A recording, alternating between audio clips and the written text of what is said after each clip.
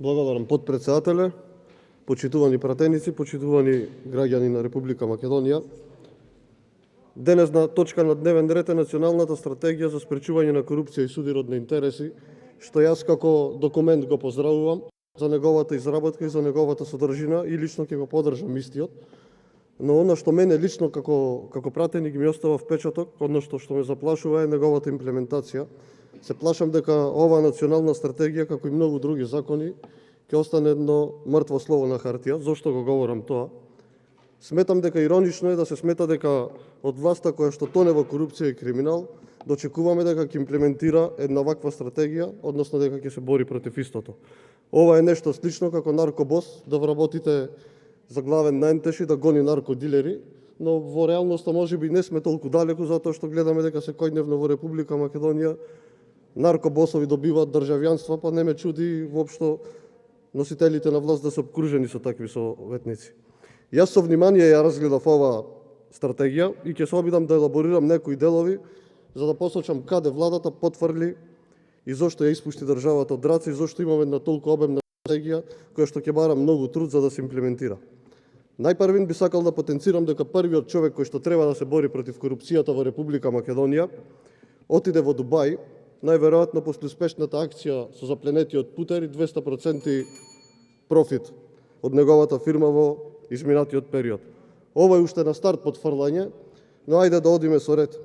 Оно што мене ми падна во очи и оно што е главен проблем во Република Македонија е злоупотребата на јавните набавки и непотребното трошење на буџетски пари. А секојдневно сме сведоци како владата ги троши парите на глупости. Додека народот едва и врзува крај со крај, додека илјади фирми се затвараат, додека над 50.000 граѓани го изгубија своето работно место, додека десетници илјади граѓани им е загрозено работното место, додека народот моли за болнички кревет во болниците, додека здравствените услуги ги обезбедува преку донации, додека граѓаните подигаат кредити, продаваат станови и куќи за да ги лекување на своите најмили, власта секојдневно фрла пари во бунар, премиерот се вози со хеликоптери низ државата, а денес последниот скандал е како министер на владата за само една година потрошил над 20.000 евра за ручеци. Додиме понатаму. Во стратегијата се вели, делот со вработувањето во јавниот сектор и неговите постапки не се целосно транспарентни, особено во делот на критериумите во изборот. Па сите гледаме дека од оние огласи кои секојдневно се вртат по социјалните мрежи, па и народот реагира на вашите глупости, гледаме како во здравството се бара музичар, во одредена област која што нема врска се бара географичар и така натака. Потизмот, партиското влијание и наместените огласи се она што дефинира оваа власт. И тоа е причина затоа што оваа власт сака да ги исполни апетитите на своите партијаши, а не да имаме функционален јавен сектор. Токму поради таа нестручност и вработување на кадри кои што немаат апсолутно никаква поврзаност со за кое што се примени на работа, државата ни е нова да ја рече. Понатаму, доаѓаме до органите за спроведување на прогонот. Тука одма на лик ни доаѓа Оливер Спасовски, кој не знае апсолутно ништо што се случува околу него, се однесува како да е паднато Марс во ситуација кога му се случува најголемиот криминал во државата. Нема да навлегувам во неговите пропусти и грешки, но неговата запоставеност на Министерството и евентуална вмешаност во сите овие скандали кои што секојдневно излегуваат, доведе да денес криминалот царува во Македонија, државата да е во спрега со мафијата, корупцијата да царува, а балкански наркобосови да стануваат македонски државјани. Затоа, почитувани пратеници, сме хибриден режим, затоа што мафија е на власт. Понатака во стратегијата се вели, Законот за внатрешни работи не обезбедува доволна транспарентност на постапките за вработување и унапредување во МВР и овозможува максимално искористување на дискреционите права. Па почитувани колеги, почитувани граѓани, факт е дека сите партиски војници на СДСМ, оние кои го минуваат криминалот, наместо да се борат против него, напредуваат по 5-6 скалила во рамки на Министерството за внатрешни работи спротивно на актите за систематизација.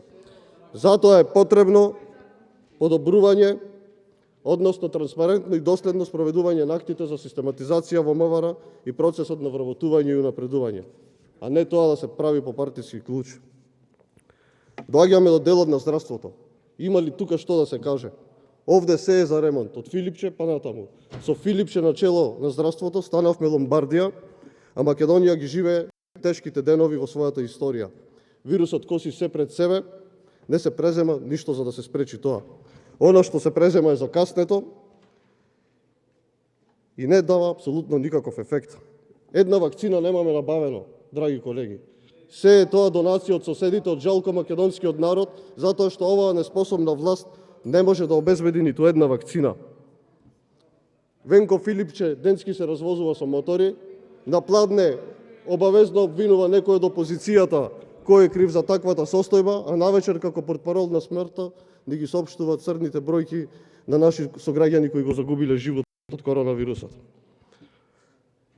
Ова немаше да биде така доколку Венко Филипче не трчаше по провизии наместо по вакцини, но знаете како, секој со приоритетите, на крај граѓаните ќе судат. Понатака, во стратегијата се вели: во здравството нема ниту систем, но утврдување индикатори за квалитетно, навремено и целосно извршување на здравствените услуги на јавните здравствени установи. Понатака, како следна точка во стратегијата образованието. Ова ви е омилен дел за уништување. Откако Мила Царовска дрско ја укина историјата и ја спои со други предмети, најверојатно да ги задоволи апетитите на соседите, откако ја мешаат политиката и ги исполнуваат нивните агенди, во Република Македонија нашите деца ќе треба да учат дека нашите славни личности треба да ги делат со некоја соседна држава или воопшто да не ги изучуваат. А друг проблем е дали воопшто оваа година училиштата ќе почнат со работа и дали оваа генерација ќе биде изгубена, бидејќи како власт не бевте способни да набавите вакцини, да ги обезбедите училиштата и учениците и да размислувате за протоколи со физичко присуство од септември. Набавивте платформа за онлайн настава, која плативте милиони денара, истата ви падна во првиот момент. Кој за тоа ќе понесе одговорност? Кој ќе понесе одговорност за многобројните трошења на јавните пари? Понатаму во стратегијата се вели: изразени проблеми, влијание и дискрециони овластувања при вработувањето во образованието се среќаваат во сите нивоа на образование. При вработувањето на наставници во основното и средното образование постојат пропишани критериуми и дадена е законска можност за интервју на кандидатите, при што е можно користење на дискреционото право на директорите за избор на кандидати врз основа на интервјуто, во случај на исполнување на формалните критериуми од страна на повеќе кандидати. Па така, гледаме дека денес во образованието имаме безброј партиски вработувања и како сте тргнале наместо вовед во право учениците, уште малку ќе го изучуваат статутот на СДСМ, затоа што го преполнивте образованието со партиски војници. Понатака, во националната стратегија целите на вистина се такви какви што треба да бидат. Не би ги читал сите 10, но за да тргнеме во една вистинска борба за остварување на овие цели, битно е да се оствари еден предуслов за да имаме имплементација на оваа национална стратегија и за да ја спасиме државата од криминалот и корупцијата која што тоне денес. А тоа е итна оставка на оваа влада, одговорност за сите криминални тендери, провизии, скандали и корупцијски скандали кои што секојдневно излегуваат во Република Македонија. И се додека вие како пратеници од владеачкото мнозинство мижите на тоа, се повеќе и повеќе младите ќе заминуваат од Република Македонија, се повеќе и повеќе ќе се зголемува недовербата во системот и се повеќе оние институции кои што не го почитуваат законот, кои што не го спроведуваат законот, од нашата немишност сите како пратеници уште повеќе ќе земаат сила да го кршат истиот. Затоа е потребно оваа власт да падне, за оваа стратегија да се имплементира. Јас лично ќе гласам за оваа стратегија, истата ја поздравувам. Ви благодарам. Реплика пратеникот